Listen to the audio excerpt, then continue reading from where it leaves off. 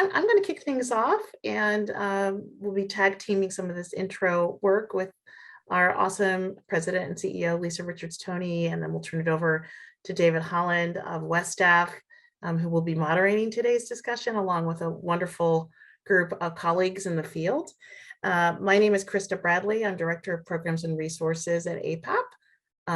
My pronouns are she, her, hers. I'm a brown-skinned Black woman with afro and a plaid headband and red lipstick in my office. We are zooming in from the lands of the Piscataway and the Anacostan and the Pamunkey peoples.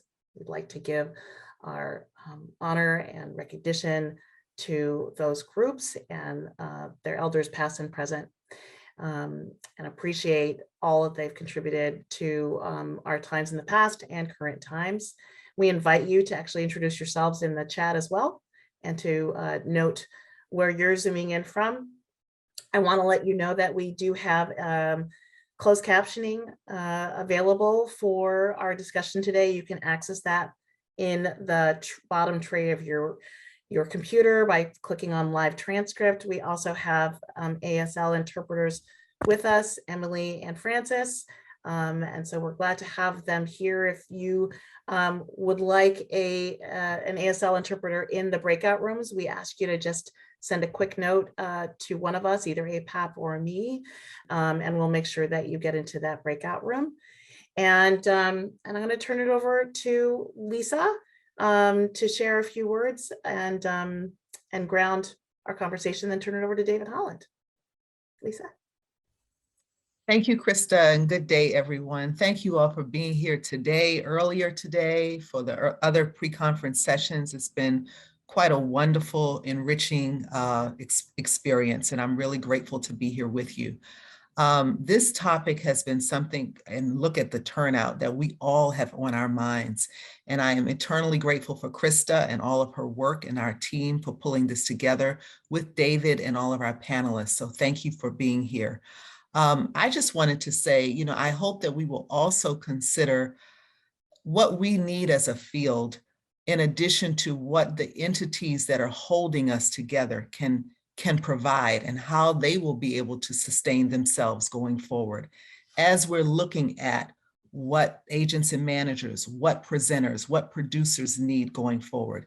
This is a pivotal time, and the role of our organizations as service organizations, conveners, and so forth is absolutely critical. So as you're talking, if those people in your group, if you're able to lend ideas on that front, that's also very appreciated, because as we look at our business models for how to serve you, we have a lot of change to ensue as well. And I just wanted to put that out there because it is just a part of the conversation.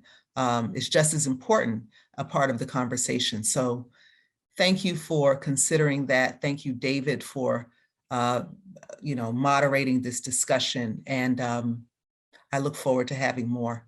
Krista. Yes. And so just thank you, Lisa. I also just wanted to say, as all of the other conversations have been this today, these are times for us to come together as a field and sort of lift up the many issues that are impacting the topic at hand. So we're not going to solve any problems. That's not our plan here. It's a time to raise some of the issues and to hear each other. This is an ecosystem that we work within. And we just thought, and we're inspired by the need to convene and to hold place and space for us to be able to share our perspectives on where we've been in the last 20 months and how it's impacting the changes of how we work and how the things that we need to be able to do our jobs well and to thrive. So that's the spirit with which this has been conceived and developed. We have some guiding principles around the way that we want to be together in this space. So I'm going to ask JG to put those community agreements in here, but I did want to just offer that up. And we look forward to a fruitful and wonderful conversation. David Holland, would you take us forward? All right, thank you so much, Krista and Lisa, for getting us started. So good afternoon, everyone, and thank you for joining us for this session. In preparing for the discussion, Krista, our colleague Tim Wilson at the Western Arts Alliance, and I talked about the multiple external pressures on touring, some of which are climate change, a racial reckoning, and the ongoing COVID-19 pandemic. These issues and a host of internal pressures continue to affect the viability of touring from an audience perspective, a public health and safety and mental health perspective, a programming perspective, a contractual perspective, a technical and logistical perspective, and of course, a financial perspective. I do think there's every reason to believe, however, that with our collective creativity as a sector, these challenges can and will be surmounted. We've all likely seen the reporting in the press over the last nearly 2 years that the performing arts sector faces utter devastation. I'm not sure that such doomsday predictions are justified, but continued short-term disruption and long-term structural change seem inevitable. And as one of my favorite people quotes from the novel Station 11 in her email signature, survival is insufficient.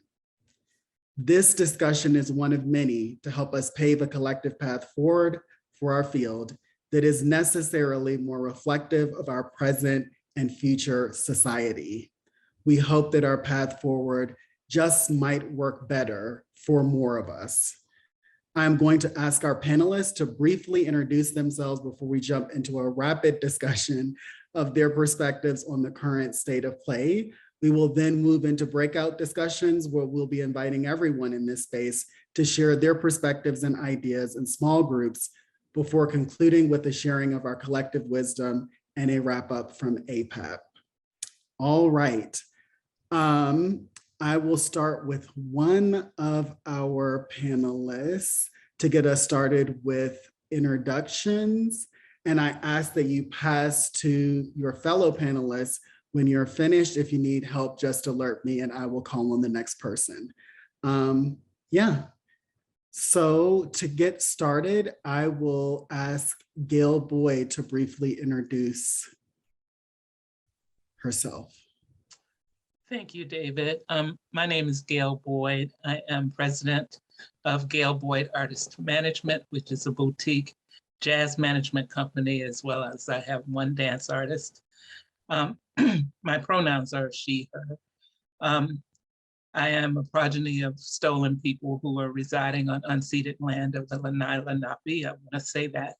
And by way of introduction, also, I just want to pay homage to two people in the jazz community we lost just in the last 2 days. And one is Barry Harris, who is a legend pianist. And yesterday we lost Greg Tate. So I just want to hold their memories up to both of them. But I'm looking forward to this conversation. And I won't do more than introduce myself right now.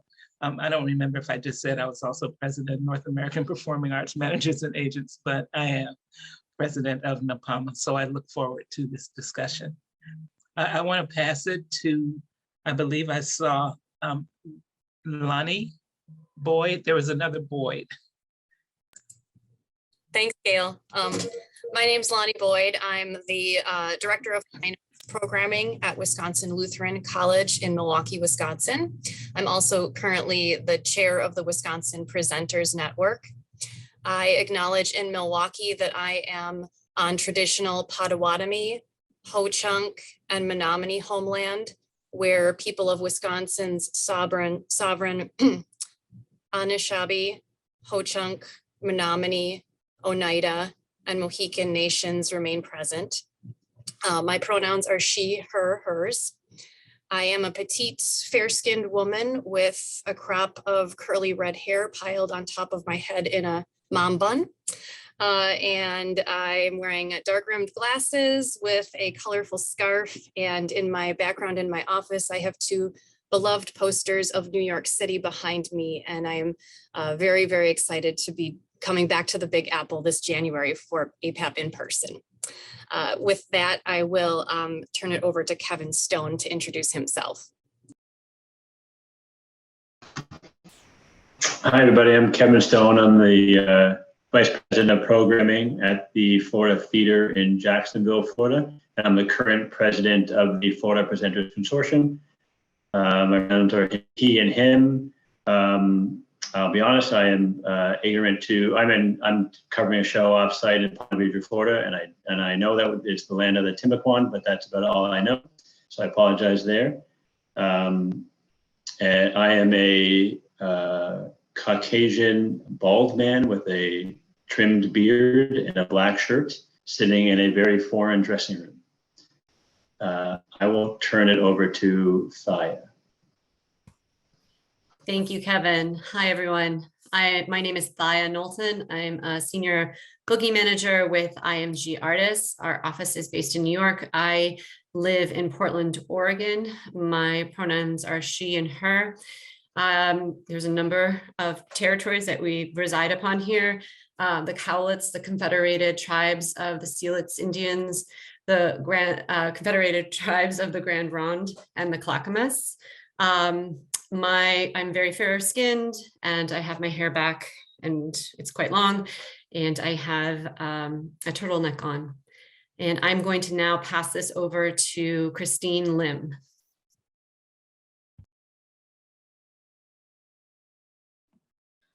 Hi, everyone. I'm Christine Lim, coming from the land of the Tongva at Walt Disney Concert Hall in Los Angeles. I'm the artistic administrator of LA Phil, and I also serve on the board of California Presenters.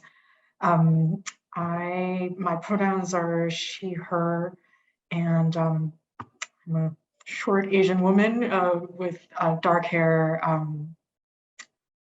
glasses, and usually in black. So I'm thrilled to be with you all to talk about this very present topic and present moment. All right, thank you all panelists. I'm going to briefly introduce myself properly. David Holland. I work at WestF, the Western States Arts Federation, as Deputy Director. My preferred pronouns are he, him, his. I'm joining you today from what is now known as Denver, Colorado, on the lands of the Arapaho, Cheyenne, and Ute. I am a brown-skinned man, bald, clean-shaven, have on a pink shirt, a blue sweater, and a blurred background behind me. All right, so I will get us started. So my first question, I'll pose the question and then I'll call on one of you, and then we'll go from there. If you would like to speak, I'm speaking to panelists, just feel free to jump into the conversation, and we'll take this conversation through a few structured prompts, but hopefully it leads us in a lot of rich directions that'll inform the later discussion. So the first question will be, how has the last 18 months affected the way you approach presenting, booking, and touring? We're going to start there. And I'm going to pose this question first to Christine. I think what to say? There's so much to say. Don't know what to say. I think I've certainly gotten so much practice from, putting together about 5 years worth of programming for one season or half a season.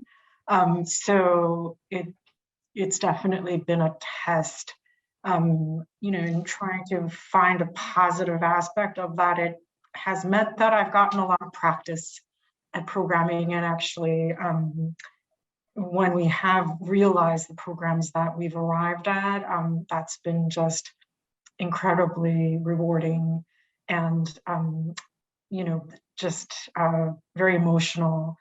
And I think the way it's impacted my approach is just put at the forefront of everything that we do and every day, just how flexible we need to be and how nimble we have to be. And the organization, the institution I'm in, it's not a very easy place. Just structurally, the way that we plan, the number of people, and resources we have to marshal. But it's just been a necessity. And I think individually and as an organization, it's something that we're all getting a lot of practice in.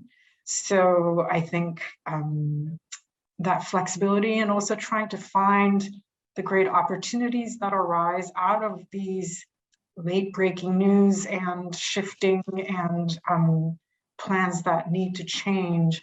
I think many orchestras really pivoted to look at pieces and works and creators that perhaps we had not taken the time to research in what seemed like a really busy time. Compared to now, it seems like I had so much more time, but it has been a huge learning experience. So there's something very valuable about that, and also just bringing in the voices and colleagues and individuals who have so much to offer that weren't necessarily part of the conversation before. And I think, as an organization, we've always tried to be open in all ways, but I think in practice, the way that we have experienced the last 18 months, the actual practice has changed. How we become more open, how we implement that, and listen, and and continue to have these and keep alive the dialogues. I think all of those things are sort of at the forefront of how we've been impacted and how I've been impacted. Thank you so much, Christine. I'm going to ask Thaya to speak to this question next. How has the last 18 months affected the way that you approach programming, booking, and touring? Thank you, David. I would definitely obviously agree with Christine in that the flexibility that we've needed to have on all levels has just been a part of your day-to-day life. Speaking from an agency that works with dance, music, attractions, so we work with a variety of different presenting organizations as well, figuring out how to organically, if that's even really a word anymore, take a tour from one season, move it to a next, and pivot and keep it all there so that the artist remains whole and the presenters are still getting what they need has been probably one of the most difficult realities. And as we look across the country and how everything has changed and how it's not even a state to state, but a city to city difference about what is possible, what funding is there, how organizations can continue booking our artists. I think being nimble as agencies is really the only way that we've been able to continuously move forward. I also think that as someone who's been an agent for as long as I have, having to wear lots of different hats all of a sudden was a big change for me during this past 18 months. And, really realizing all the different things that it takes to make everything work within my agency to get my art, like our artist, to the venues and then to in front of the audience. And I think that as a positive for me, I'm taking as a growing experience and as a growth. And then just in general, I think that moving forward, it will be an interesting conversation about how touring can happen and will happen after these 18 months have showed us like how easily it can be moved, but also the major challenges that come within that movement and from that movement. All right. Wonderful. Thank you so much. And I'm going to ask Gail, how would you respond to this question? How the last 18 months have affected your approach? And then I think we'll move on to another question. Thank you. It affected me personally in that, as I said, I'm a boutique agency, so I only had one employee, and immediately, and on March 13th, I had to let that employee go. I laid her off, but then I had to deal with things that normally she would do, and I wasn't really that familiar with how to do it. So on a personal level, it was a learning experience for me to do things. But all I was doing at first was canceling. what happened in the latter part of that 18 months as dates started happening again, I found two things very interesting. One was that we now have to deal with a very real possibility of cancellations at a moment's notice. You know, you can do a contract and then suddenly there can be a new variant that arises and then it throws everything in disarray. And that happened to me with one of my clients when things were shutting down again in Europe after we had spent months putting the tour together. And then some of the venues didn't want to move forward, but we had already purchased flights. So we now have to learn how to turn on a dime, so to speak, and make decisions that we would not have to have dealt with before. I've also had the issue in the last 18 months of COVID protocols, my clients having something that they're comfortable with, but that a venue is not able to agree to because of the state that they're in, or as someone said earlier, the city that they're in.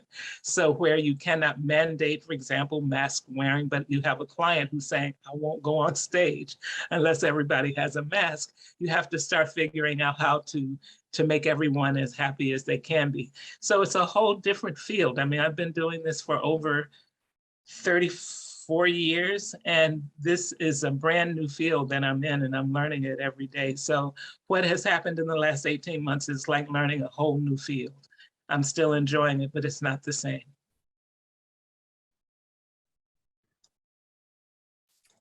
Great. Thank you, Gail, for sharing your perspectives and what you've been navigating over the last 18 months. I think what I'm going to do is I'm going to invite some of our other panelists into the conversation, and you can, of course, respond to the question that I've already posed, but I'm going to take us into a new question that might add some more color to that. So the second question I'm posing is, what innovations from this period are driving the presenting, booking, and touring sphere? That's quite a question, but what innovations from this past period are driving the presenting, booking, and touring sphere? All right, so I'm going to invite Kevin to respond to that question and perhaps the first question that I raised as well. Thanks, David. The last 18 months have taught me is just flexibility. As a buyer of a predominantly commercial building in Florida, you know, it's all about, I don't have a traditional season where I have to fill certain months with a certain number of shows and then move on. 24/7, 365 days a year. So if Via, as an example, comes in and says, so has to move, you know, it doesn't necessarily push me out of a season or into a season. It's just like, no worries. We'll just, you know, we'll roll with the punches. So a lot of flexibility has had to go along with programming. In terms of technology, I mean, in Florida and as presenters, we lost South Arts, or PAE, a couple of years ago, and we transitioned at that point to what was supposed to be in-person. Sorry, Kevin, I'm going to interrupt you for a second because we're having trouble hearing you. I'm wondering if you can turn off of your video. And the Florida buyers.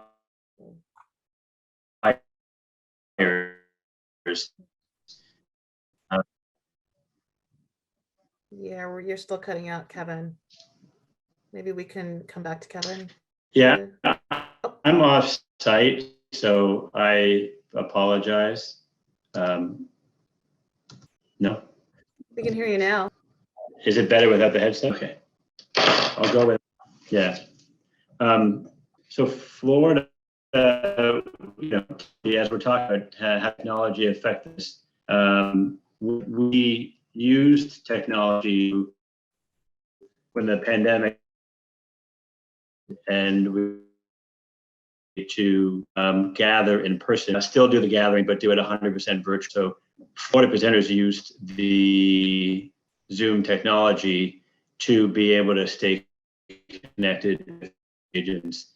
It's been a great tool, and because all the convening hasn't happened, we've been able to keep in touch. And I think we've gained sort of that personal connection where, say Thai and I will have a conversation about an artist and we historically would be on the phone.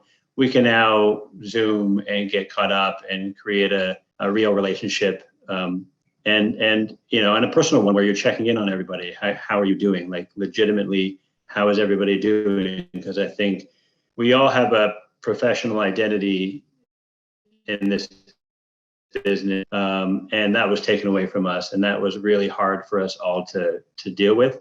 So as a group, using the technology to be able to gather on a regular basis, we've been able to kind of keep mental health at the top of our list as well. So hope you're able to hear that. All right, thanks, Kevin.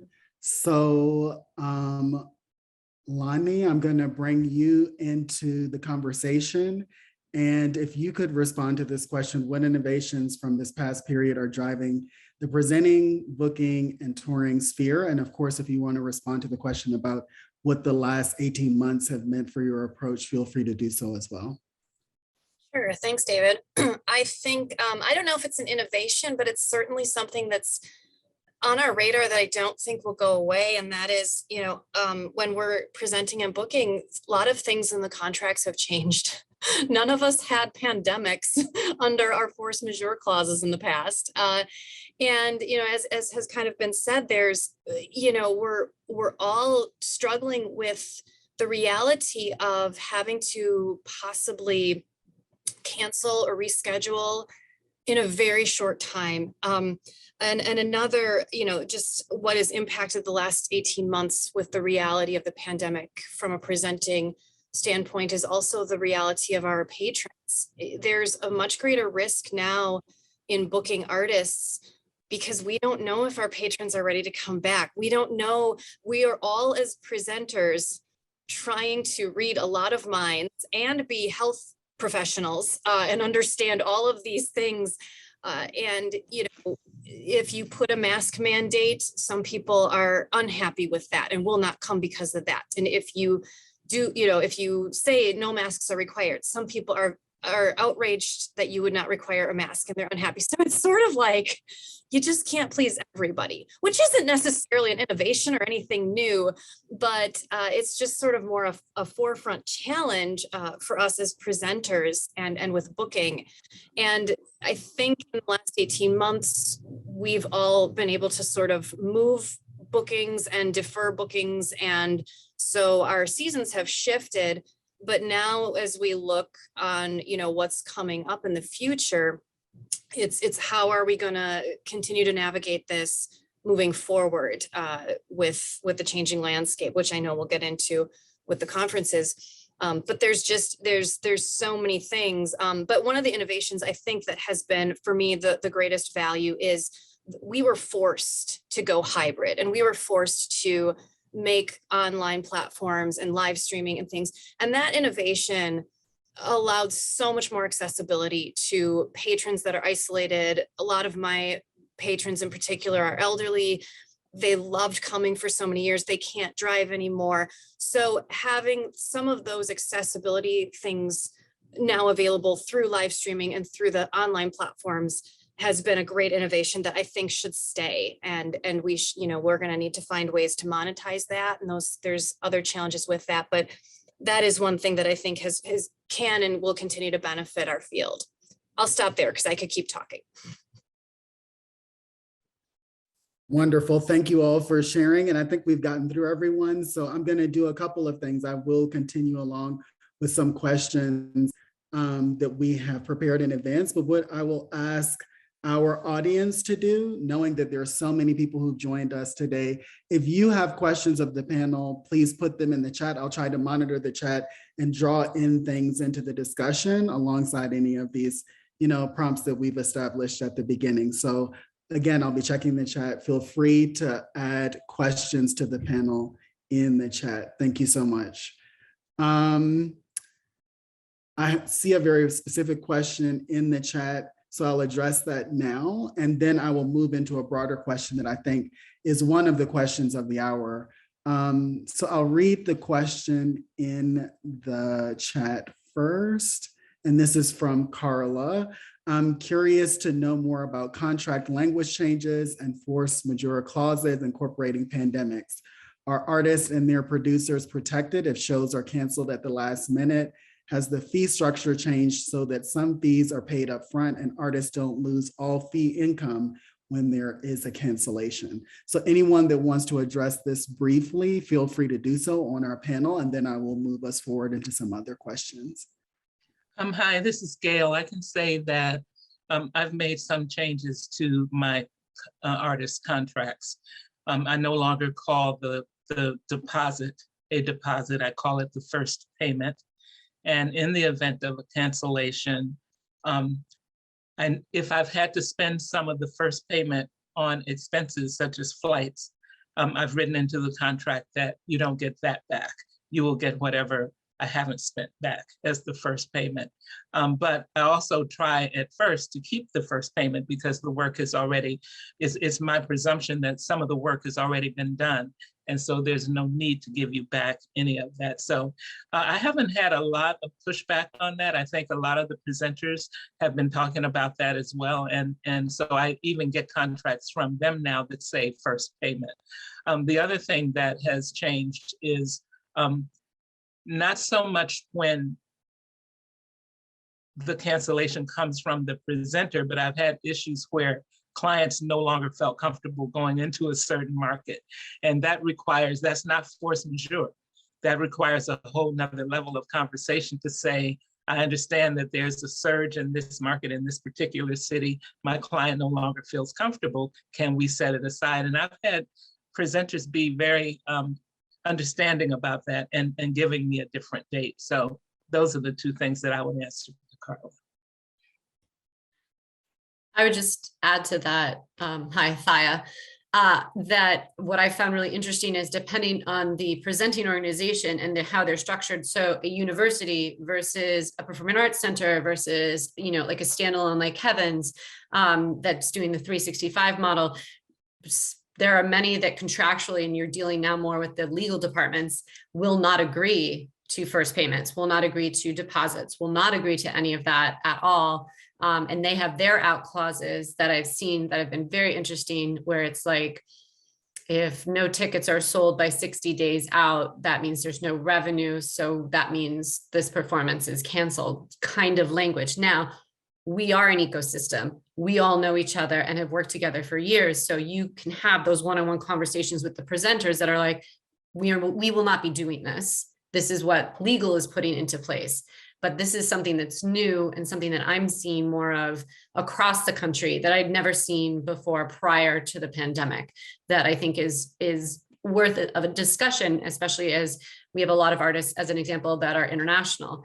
You have to pay those flights, those visa costs, those shipping, if you're doing like really big ballet tours months ahead of time. And if there is nothing to be putting down for that, then everybody loses out, because there's where does that money come from? Like, not everybody can afford to do that.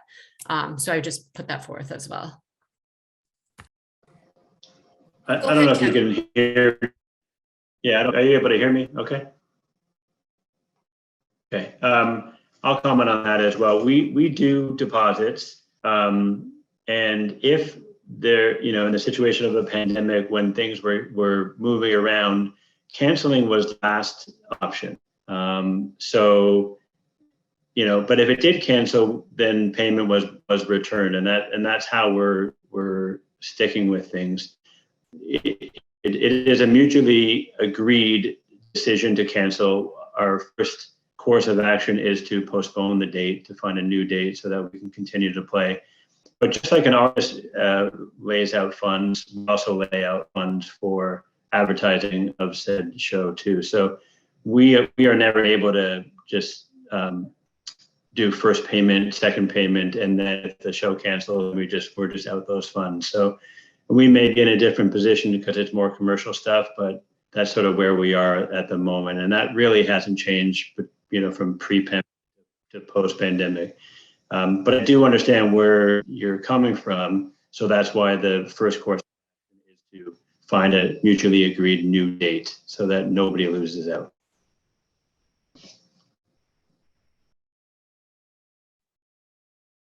Lonnie, did you want to respond to this question as well before I move us on to some other topics?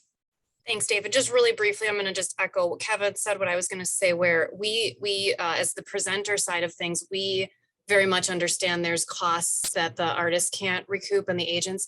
And then, but on the same side, it's our marketing costs and some of those things that we've put a lot of dollars into. And if it is a straight cancellation, we can't recoup that either. So it is a balancing act. And I'll just say in changing and canceling some things when all this first hit, I had really great conversations and didn't have any butting of heads. And so I think as an industry, it's important for us all to remember that we are all in the same boat and we all have these issues of things that we can't get back or can't recoup. And so extending one another kindness and understanding is going to be the most important thing as we continue to navigate these uncharted waters.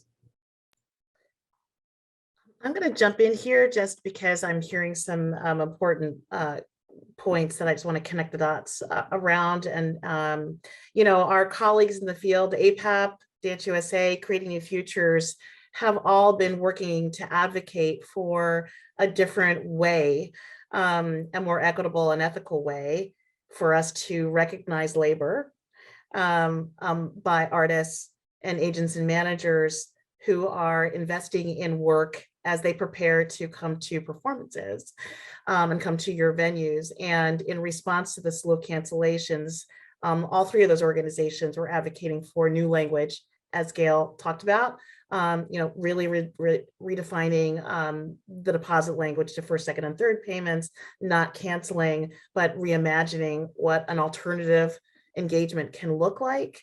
And we've given out and developed resources, but all that's to say that this is really more of a movement. It's not about having language and having a resource, but it's really about a shift and change in culture for our field. And to that end, I'm very happy to raise up the fact that our APAP's new Arts Forward regranting program, which was created with the support of Mellon Foundation, has really baked in that concept of deposits, first payment, second payments, and really centering artists and agent managers' investment as part of our engagement work, as part and parcel of the way that that grant program is structured. So, part of this is getting language, part of this is getting examples of how this can work in the field, and part of it's structural, having funders and other folks provide incentive and ways to model.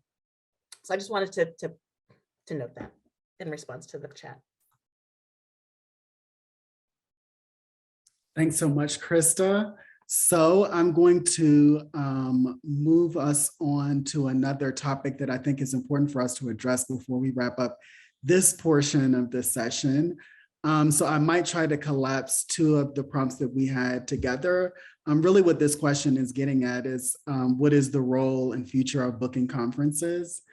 So the first question is, what's the role of booking conferences in the current landscape? What's needed now and in the future? What can we discard?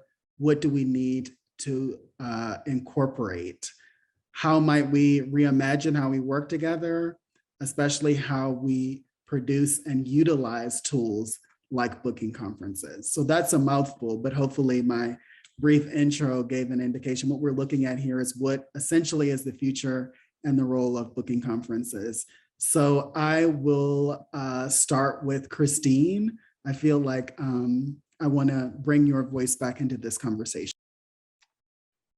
Yeah, I mean, it's something I've been sort of thinking about as an analogy to, some of our live performances and the place of the face-to-face human interaction, which is just, it's not comparable.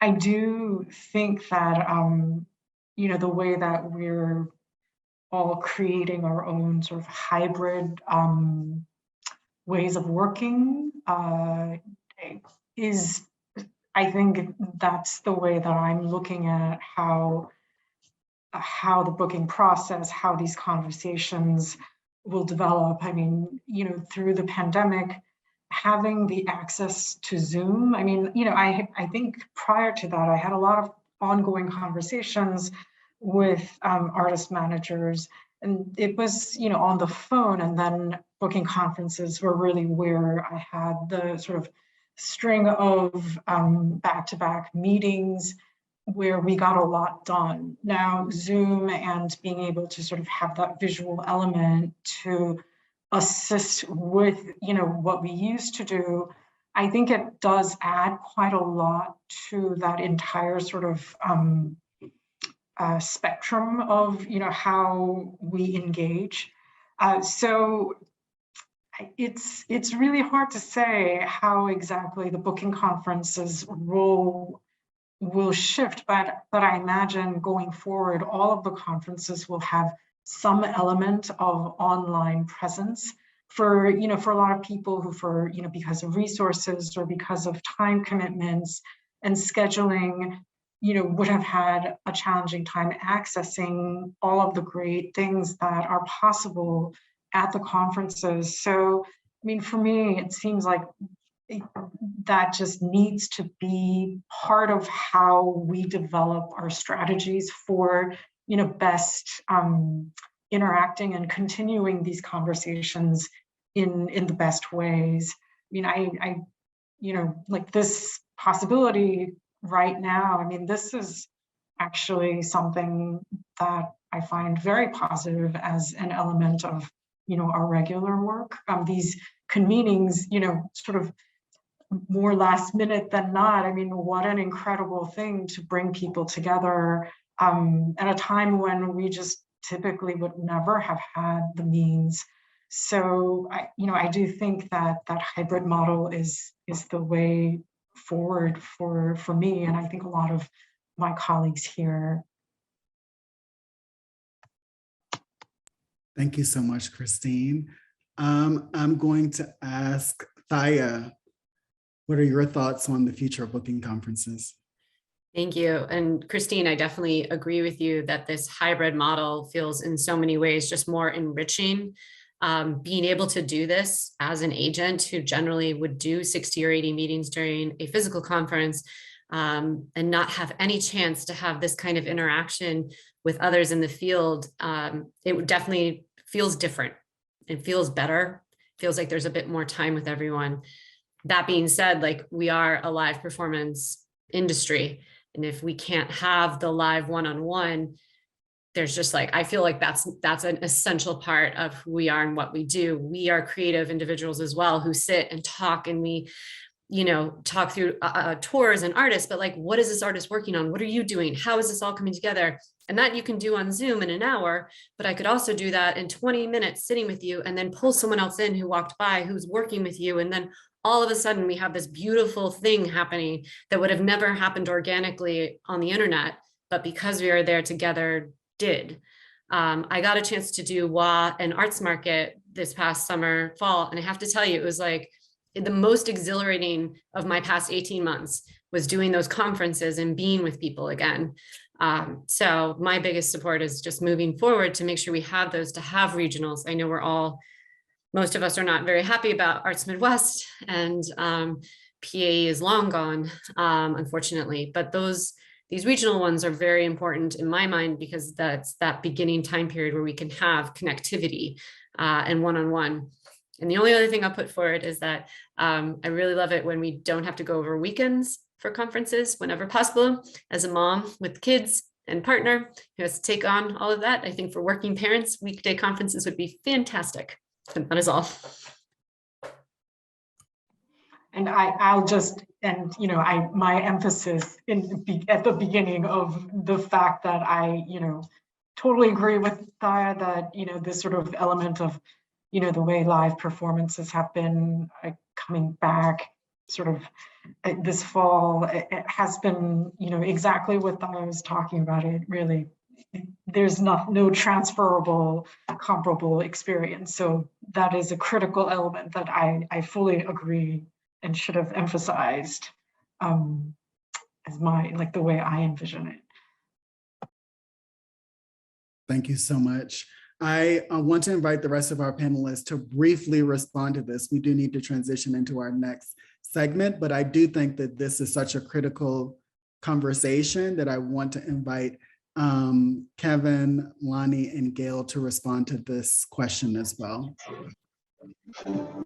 Lonnie, do you want to go? Who did you say? Lonnie? I said Lonnie, but Kevin, you're speaking, so go ahead. Oh, okay, sorry. What I would say briefly would be the technology has allowed us to do a lot of professional development stuff throughout the year that doesn't have to get kind of crammed into the 4 or 5 day conference. So when we do being in person, to really push focus on the transactional relationship, the artist buyer, agent buyer relationship, so that we can really, convene, get to come together and really get worked on, and then utilize the rest of the year to do the professional development is the way I would see it.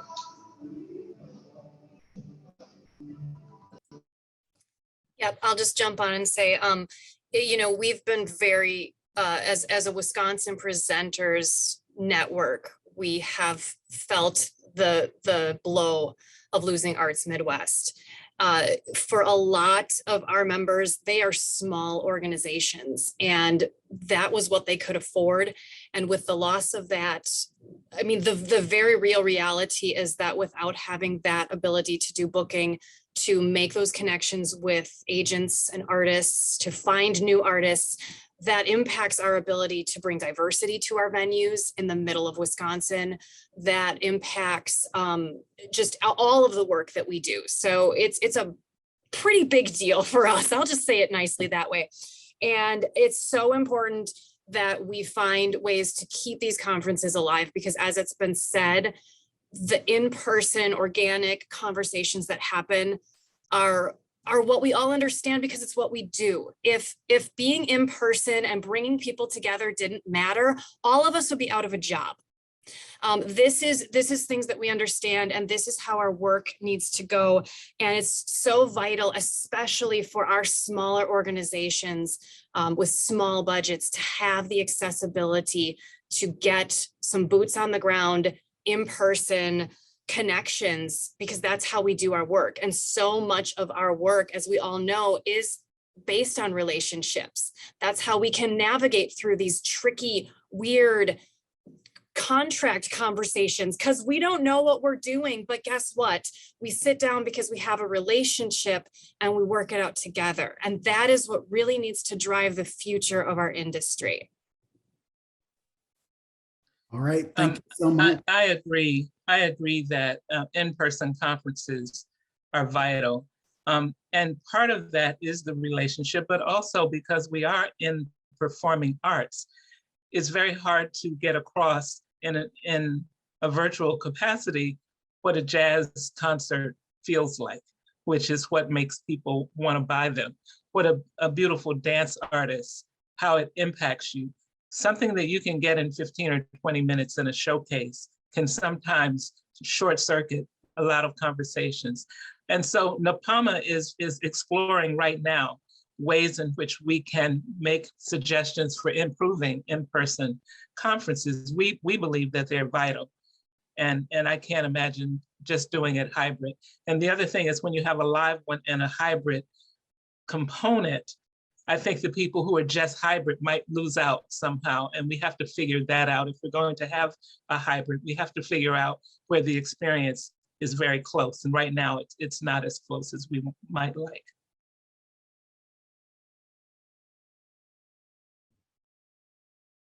All right, thank you so much, panelists. So we are now going to move into, a little bit after the time that we intended, some breakout sessions. I believe that my colleagues from APAP will actually be managing putting participants into the breakout rooms and that kind of whole process. But I will briefly introduce the prompts for the breakouts. Your group will be posed one of these prompts or questions. As I mentioned before, we'll be in these groups And then we will bring you all together again to share our collective wisdom on what was discussed. And we'll try to get through as many groups as we can. And then we'll have a closeout from APAP. So the prompts for the group really continue some of the conversations that have started in our panel. The first is, what do presenters, managers, and agents need from convenings to be successful? That really extends on the last series of conversations we've had. If you were to reimagine convenings and resources that better support presenters, booking and touring, given our new realities, what would they look like? And the third is, are there concepts and issues that resonate for you with what you have just heard? What's missing from the conversation that you would want us to be discussing? And I will put these prompts actually in the chat so everyone has them. But again, your group will be assigned one of these questions to tackle. I think we were initially planning for 25 to 30 minutes, and I'm imagining we're now planning for something more around the 20-minute mark for these sessions. So I invite anyone from APAP that might be handling the breakout room process to say anything to our audience before we transition into this next space.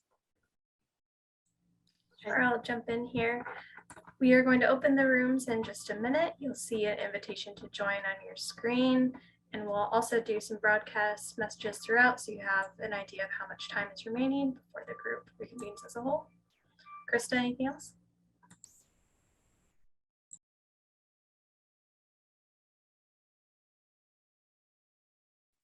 All good.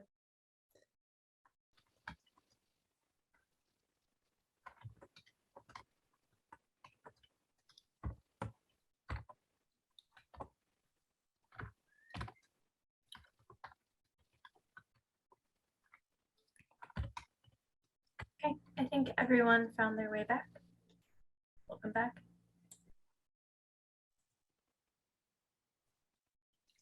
Thanks, Annie. How many groups did we have? 10. 10. All right, so this will be pretty rapid fire, I think, and I don't know that we'll get to all 10 groups.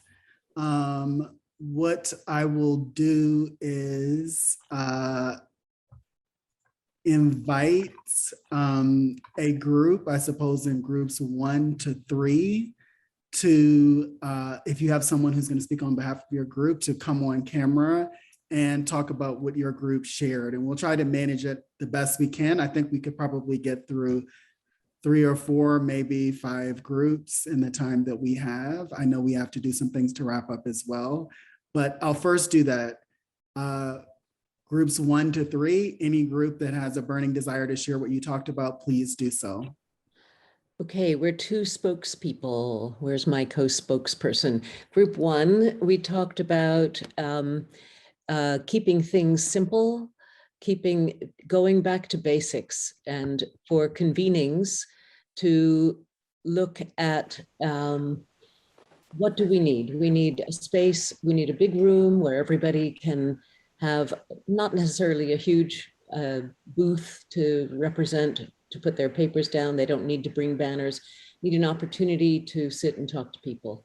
And we don't need big luncheons. We don't need to spend lots of extra money that we are so terribly struggling to amass in working with our artists.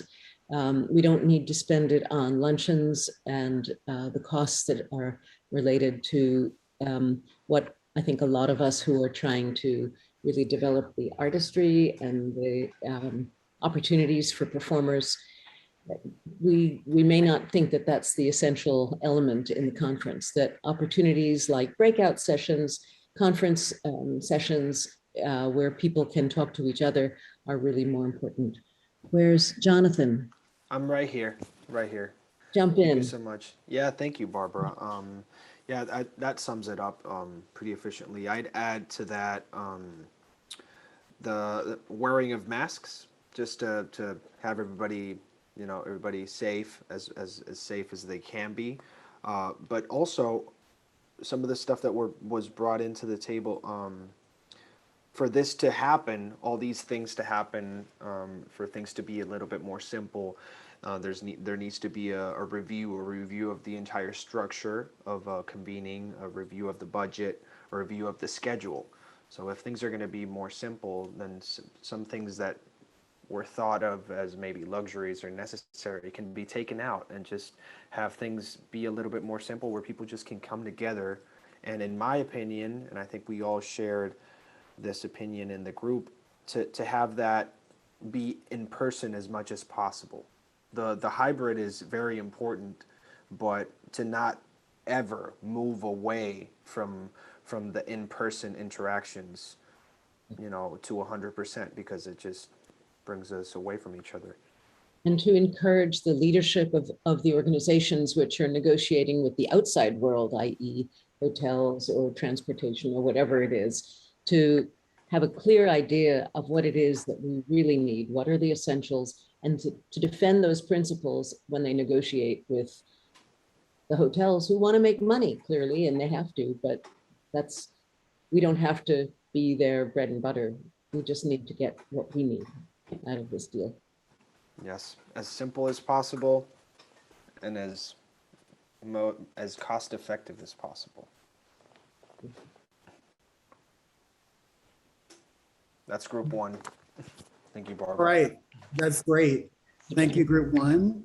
So what we're gonna do, just so that we can try to get through all the topics, is I believe group 4 was actually in the same group with you all that had that first same question.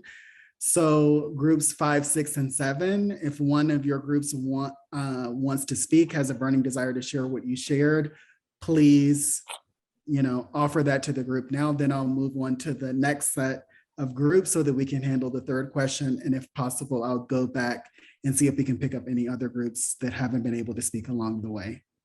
And David, can I invite people to put comments in the chat if they are part of that question and they didn't hear their comments? We can use the chat as well.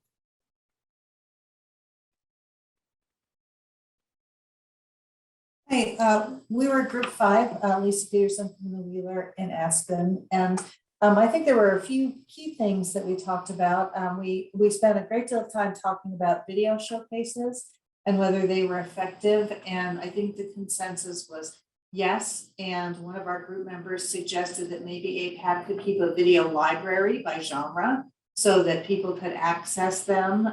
And so we had some really robust conversation about that. One of our members was really appreciative of the Florida presenters and their agent summit and encouraged people to think about that particular model as well if there were an outside convening. And then also referenced New England Performers, their idea swap, or maybe it's the foundation, I don't remember, but it sounded like some alternatives to regional convenings.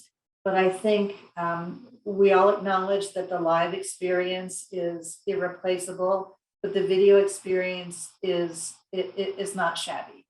So I'll leave it at that. If anybody else from our group wants to add, please do.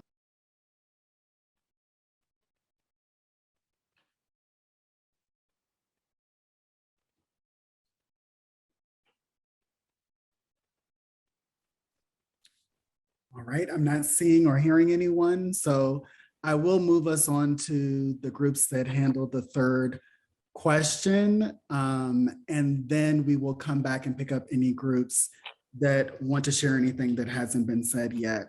So this will be groups 8, 9, and 10. If any of your groups would like to share, have a burning desire to share what you talked about with our broader audience, please feel free to step forward and speak.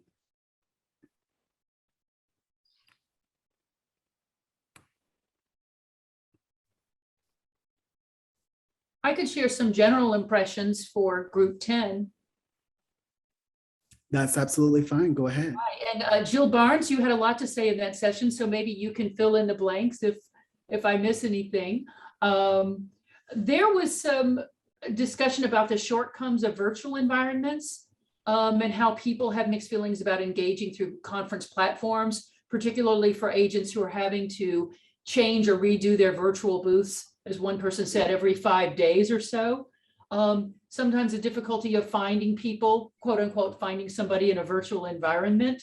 And so I think some of this is maybe standard or predictable things, but just that it's harder to view work samples when sitting at a desk or when you've been there for 8 or 9 hours. It's hard to not tune out, as opposed to, again, what other people have said here, the value of in-person communication, running into each other in the hallway, having a conversation with somebody sitting beside you in a showcase.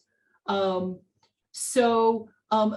things that were mentioned at the end was the idea of coordination of block booking as touring hopefully returns, and maybe having conversations that could be coordinated in some way around geography or in some other mechanism, and that those are conversations that actually could be held in Zoom pretty well. And Jill, maybe you have something to add.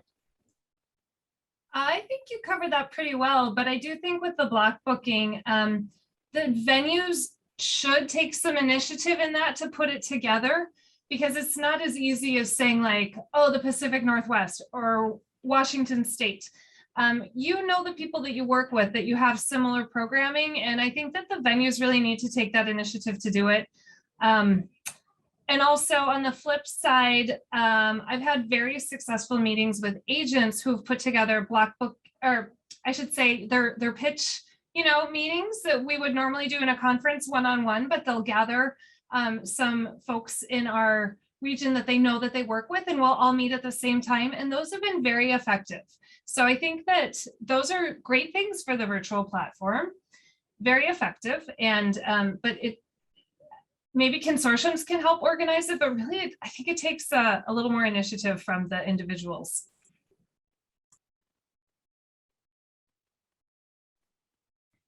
All right, great. Thank you all. We're going to do one more group in the remaining time that we have. If another group would like to step forward and share thoughts that you discussed in your group and perspectives that you'd like to share with the broader audience that haven't been shared yet, please feel free to do so.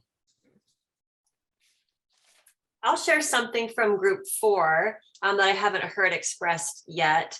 One among us was just thinking back, it wasn't too many years ago that there were a number of fall conferences lined up one after the other. And that there was a benefit to having that cycle, conversations beginning and then having a progression and then perhaps culminating in New York or in the later winter. With decision making. And so there was just, the question was asked about this, if there's going to be a shift in the decision making cycle as a result of the dissipation of this very regular conference fall cycle that many people became so accustomed to for many years.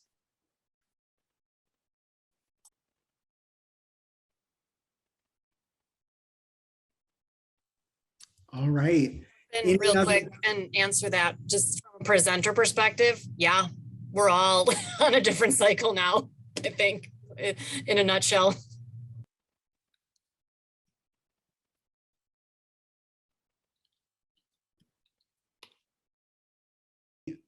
All right, any concluding thoughts before I pass over to my colleagues at APAP to wrap us up? I just want to thank everyone for participating in this conversation and offering so many constructive ideas and thoughts as we all try to think about a path forward together. So I'll hand over to Krista. Yeah,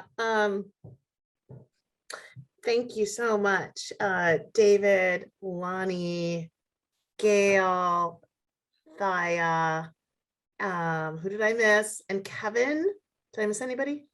You were all amazing. And thank you so much for raising so many wonderful pieces of your perspective. And I'm hoping that we can capture some of the rich conversations that you had in your small groups. Really fascinated about the cycle of booking and want to lean in a little bit more on that. And what does that look like? I know the fall is so important as a former presenter, and certainly just being in the field, that ramp up is so critical. And that shopping, just getting a chance to kind of get your feet wet and seeing a lot of what's happening is really, really useful. So how do we provide that, and what does that look like? I think there needs to be more discussion about it. So thank you all for the rich conversation, and we look forward to continuing this because we're in it together, as we like to say, and we're going to come out of it together, and we're going to thrive together, but only if we're staying in conversation. So thanks for this one, and we hope you have a wonderful rest of the day. Stay tuned for all of the fabulous conversations that we'll have at conference. I know that we're actually sending a notice out early next week that will have a more detailed schedule that will be informed by some of the conversations that you had here, so that we can make sure that we're as timely and responsive to where the field is. So thank you again. Lisa, do you want to say anything else? We have 2 minutes. So I'll just say, we're on schedule. I will just say thank you all. I enjoyed just being here. This is like gold for me, running APAP and getting this feedback and getting where people are and where you want to be. It is truly gold. And I want to thank my group that I was with. It's so refreshing to hear that I think we are moving in the space of removing the artificiality, the things that are, as people said, just too expensive, and making it so that we're talking about, as we do in our industry, we are people to people, and all the things that are like getting in the way of us doing that kind of have to go. The one thing I will say is, remember, everybody, it is a process, and even letting go is a process. Letting go of the way things were. When I see you in New York, you may look around and go, oh, wow, this is new. Oh, that's the same. And some of it kind of has to be new because you know where we are. And some of it has to be the same because we're on a 5-year contract with the Hilton. I mean, and so it's really refreshing to see, though, that where we could be, where we're dreaming of, and somebody said it, putting those values out in front of that outside world who doesn't always know who we are inside. And so it's really appreciative. Thank you for your interest, your time. To all the new people who are here, welcome. We can't wait to welcome you to APAP. Let's all remember to welcome all the newbies, make them feel comfortable and at home. I can't wait to see you. You better be there. All right. See you later. Thank you. Bye. Thank you, everybody. Bye-bye. Bye, Noah. Bye. Bye. Everybody. All my new best friends. Bye, Noah. Bye, Clyde. Take care. It was a pleasure to listen to you. Peace. Good night, John Boy. Must be from the Walton Center for the Performing Ah. Arts. Good one. Good one. Thank you. No, just I'll be here a all week. namesake. Okay.